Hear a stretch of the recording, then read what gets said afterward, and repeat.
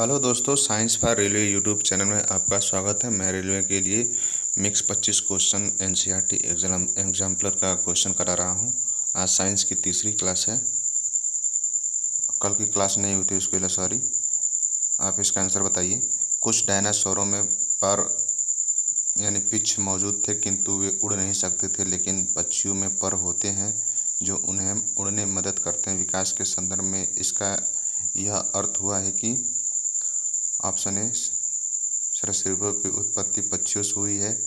सरीसृपों और पक्षियों के बीच कोई विकास का संबंध नहीं है, दोनों ही जीवों में समजात अंग है।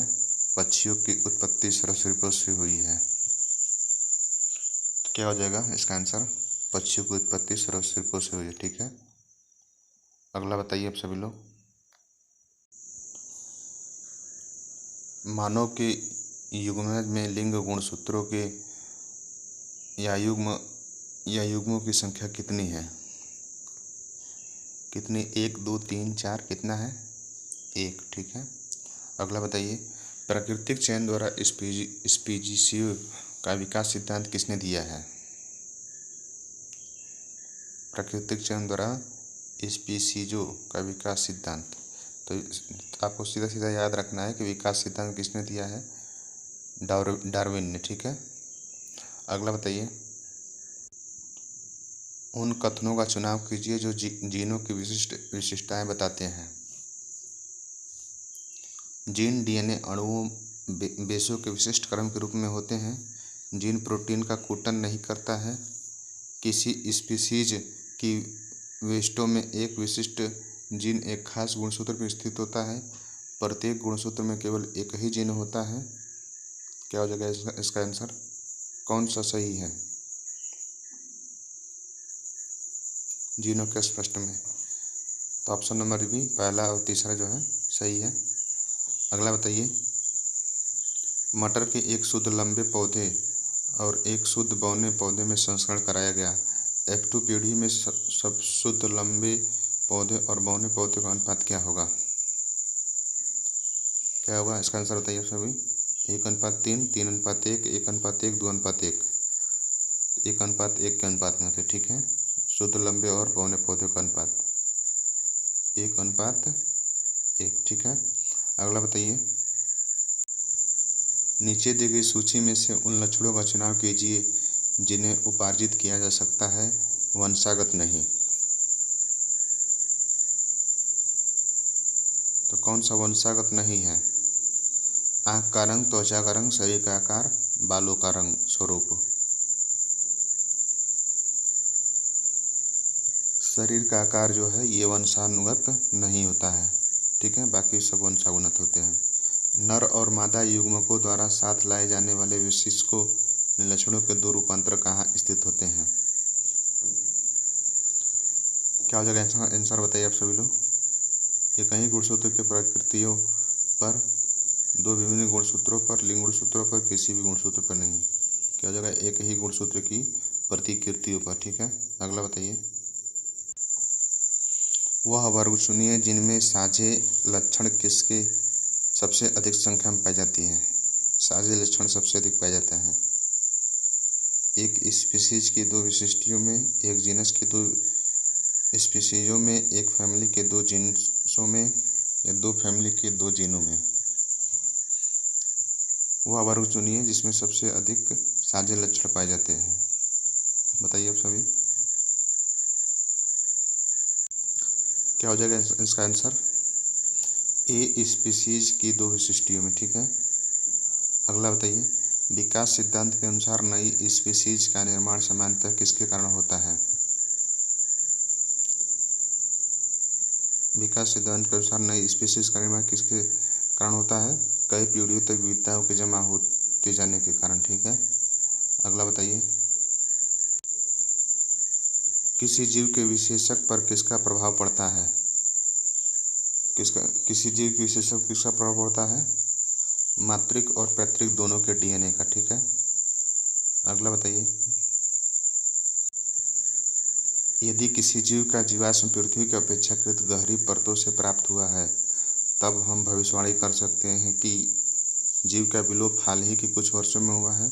जीव का विलोप हजारों वर्ष पूरा हुआ है, तो क्या कर सकते हैं, जीव का विलुप्त हजारों वर्ष पूरा हुआ है। ठीक है, अगला बताइए, विविधता के संदर्भ में निम्नलिखित में से कौन सा कथन सही नहीं है।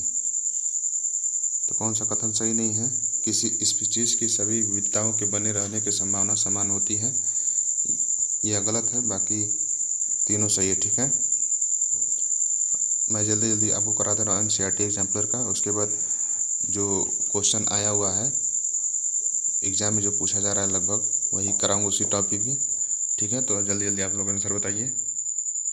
तो चलते हैं अगला बताइए, सब्जी की एक कटोरी में गाजर, आलू, मूली और टमाटर रखे हैं, बताइए कि इनमें से कौन सी सब्जियां सही समजात संरचनाओं का प्रतिनिधित्व करती हैं।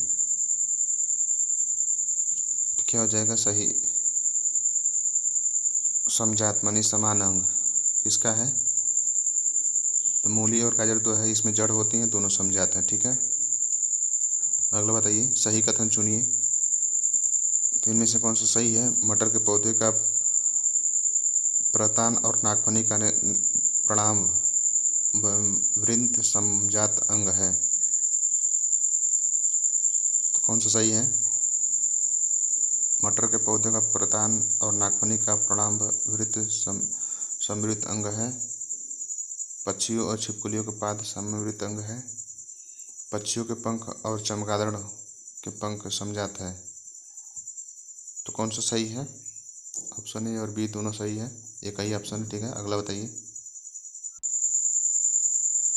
इसका बताइए, मटर के दो पौधे से जिनमें एक गोल और हरे बीज वाला था और दूसरा झुर्रीदार और पीले बीज वाला था, जब F1 पीढ़ी उत्पन्न हुई तब उसके बीज गोल और पीले रंग के बने F1 पीढ़ी के पौधे के बीज बनेंगे। स्वसंस्करण कराए जाने पर F2 पीढ़ियों के पौधों के बीजों में लक्षण के कुछ नए समुच्चय बने, निम्नलिखित में से नए समुच्चय को चुनिए। पहला गोल पीले, ठीक है, दूसरा अगला गोल हरे, झुर्रीदार पीले, झुर्रीदार हरे। तो कौन सा सही हो जाएगा, गोल पीले और झुर्रीदार हरे। ठीक है, अगला बताइए,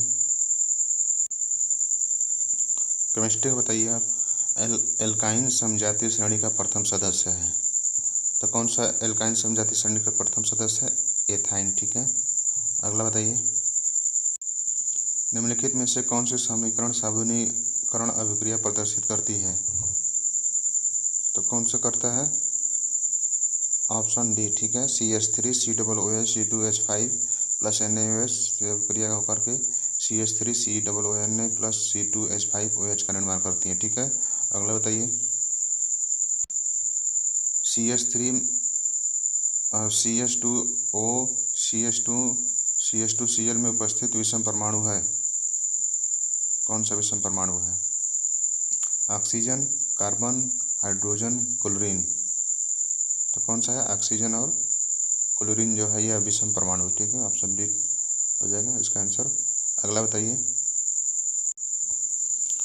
यौगिक CH3 single bond CH2 single bond CHO का नाम है, प्रोपेनल, प्रोपेनॉल, एथेनॉल, एथेनल। तो कौन सा इसका नाम है, प्रोपेनल। ठीक है, अगला बताइए, निम्नलिखित में से कौन से असंतृप्त हाइड्रोकार्बन है। असंतृप्त हाइड्रो कौन सा है, H3C single bond carbon, triple bond carbon, single bond CH3 और चौथा है H3C सिंगल बॉन्ड कार्बन और CH3 डबल बॉन्ड CH2। ठीक है, ऑप्शन सी हो जाएगा इसका आंसर, यह असंतृप्त हाइड्रोकार्बन है। ठीक है, असंतृप्त हाइड्रोकार्बन में डबल बॉन्ड और सिंगल बॉन्ड ट्रिपल बॉन्ड दोनों होता है। ठीक है, अगला बताइए, निम्नलिखित में से कौन सा सीधी श्रृंखला हाइड्रोकार्बन नहीं है। तो कौन सा नहीं है, सीधी श्रृंखला हाइड्रोकार्बन नहीं है, ऑप्शन डी हो जाएगा इसका आंसर। अगला बताइए, कार्बन अपने 4 सहयोजी इलेक्ट्रॉन के द्वारा 4 एकल संयोजी परमाणु जैसे हाइड्रोजन के साथ साझे से 4 सहसंयोजक बंध बनाता है। 4 बंधों के निर्माण के उपरांत कार्बन किसका इलेक्ट्रॉनिक विन्यास प्राप्त करता है। हीलियम का, नियॉन का, आर्गन का, क्रिप्टन का। तो किसका इलेक्ट्रॉनिक विन्यास करता है कार्बन? नियॉन का। ठीक है, अगला बताइए, जल के अणु की सही इलेक्ट्रॉन बिंदु संरचना है, तो कौन सा है? ठीक है, ऑप्शन सी हो जाएगा इसका आंसर। अगला बताइए, किसी विद्युत परिपथ में विद्युत स्रोत के साथ 3 दाब दीप्त बल्ब ABC हैं जिनके अनुमानित क्रमशः 40 वाट, 60 वाट तथा 100 वाट हैं, पार्श्व क्रम में संयोजित हैं। इनकी चमक के संबंध में कौन सा प्रकथन सत्य होगा? तो कौन सा बल्ब सबसे अधिक प्रकाश करेगा? पार्श्व क्रम, पार्श्व माने उल्टा, सीरीज नहीं, समानांतर में। तो किसका चमक अधिक होगा सबसे अधिक? बल्ब बी की चमक बल्ब ए की तुलना में अधिक होगी। ठीक है, अगला बताइए, प्रतिरोधकता में कार्बन परिवर्तन नहीं होता है। पदार्थ परिवर्तित होने पर, ताप परिवर्तित होने पर, प्रतिरोध की आकृति में परिवर्तन होने पर प्रतिरोधकता में परिवर्तन नहीं होता है। ठीक है, अगला बताइए,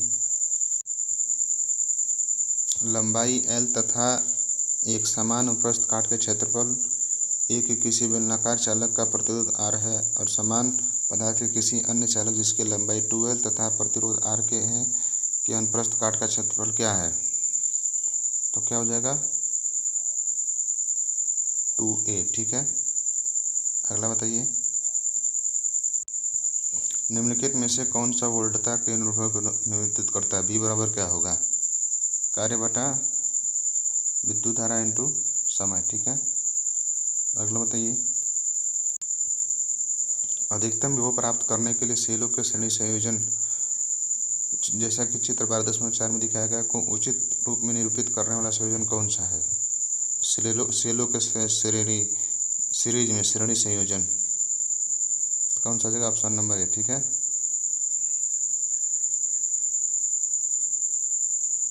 ऑप्शन ए इसका करेक्ट आंसर हो जाएगा। बस दोस्तों, आज के लिए बस इतना ही रखते हैं। आप लोग लाइक सब्सक्राइब कीजिए और आपको क्लास कैसी लगी कमेंट में ज़रूर बताएं। और आप लोग जीके का ऊपर बॉक्स में बना हुआ है, उसमें जीके का क्लास देखिए, करंट अफेयर और मिक्स क्वेश्चन दोनों करा रहा हूँ जो काफ़ी इम्पोर्टेंट है। आप एक बार क्लास देख कर तो देखिए। ठीक है दोस्तों, धन्यवाद, मिलते हैं कल क्लास में।